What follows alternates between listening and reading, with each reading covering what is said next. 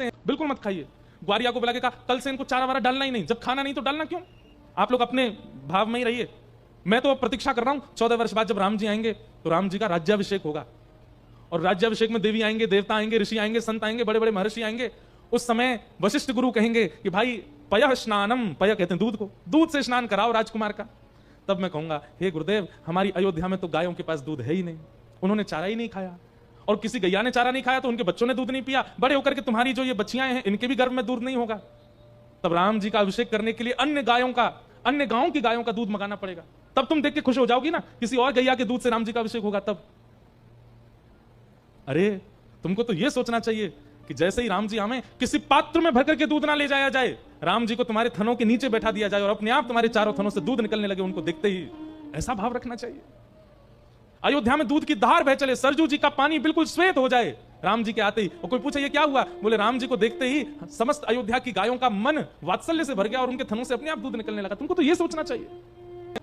ऐसा सुनते ही गायों ने चारा खाना शुरू कर दिया, बछड़ा बछियाओं ने दूध पीना शुरू कर दिया। ये श्री शत्रुघ्न जी महाराज 14 वर्ष बाद अयोध्या को यथा योग्य बनाकर के राम जी को देने का दायित्व निभाया शत्रुघ्न जी महाराज ने। तीनों माताएं, अयोध्या का पूरा राज शासन, सरजू जी, पर्वत, ये सब जैसे राम जी छोड़ के गए थे उससे भी ज्यादा व्यवस्थित। सत्य बता रहे हैं, राम जी जब पुष्पक विमान में आ रहे थे तो राम जी के साथ यही हुआ। दूर से अयोध्या को देखा तो जब पहली बार लंका को देखा था तो लंका देख करके राम जी के मन में आया ये लंका कितनी सुंदर है, ऐसी सुंदर हमारी अयोध्या होती।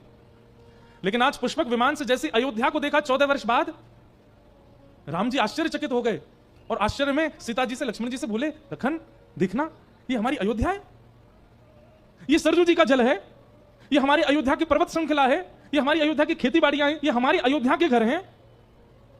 लक्ष्मण जी बोले हाँ भैया। राम जी मन में सोचे ऐसा लग रहा है देख करके कि मेरे वन गमन का किसी को वियोग ही नहीं हुआ। हनुमान जी महाराज कहते हैं बोले भगवान वियोग तो हुआ है, लेकिन आपके द्वारा दी गई वस्तु को और भी ज्यादा व्यवस्थित करके आपका साथी आपको प्रदान करे तो आप कितने प्रसन्न हो जाते हो। हनुमान जी बोले ये सब शत्रुघ्न जी की कृपा है कि उन्होंने यथा योग्य अयोध्या को रखा है। राम जी इतने प्रसन्न हो गए, जैसे अयोध्या पहुंचे मार्गों को देख करके, घरों को देख करके, लोगों को देख करके चमक रहे हैं सबके मुखमंडल। जैसे ही गौशाला में गए एक साथ सारी गायों के थनों से अपने आप दूध झरझरित होने लगा, सुंदर कस्तूरी की सुगंध से पूरा अयोध्या महकने लगा। कौशल्या मैया को देखा तो जब गए थे तब तो वृद्धा जैसी दिखती थी, लेकिन आज 14 वर्ष बाद जब लौट करके राम जी आए तो कौशल्या मैया भी ऐसी लग रही है मानो अपनी आयु से कुछ आयु कम युवा हो गई हूं। ये सब देख करके राम जी इतने प्रसन्न थे कि 14 वर्ष की सारी थकान पूरी हो गई, और इसका श्रेय जाता है श्री शत्रुघ्न जी महाराज को।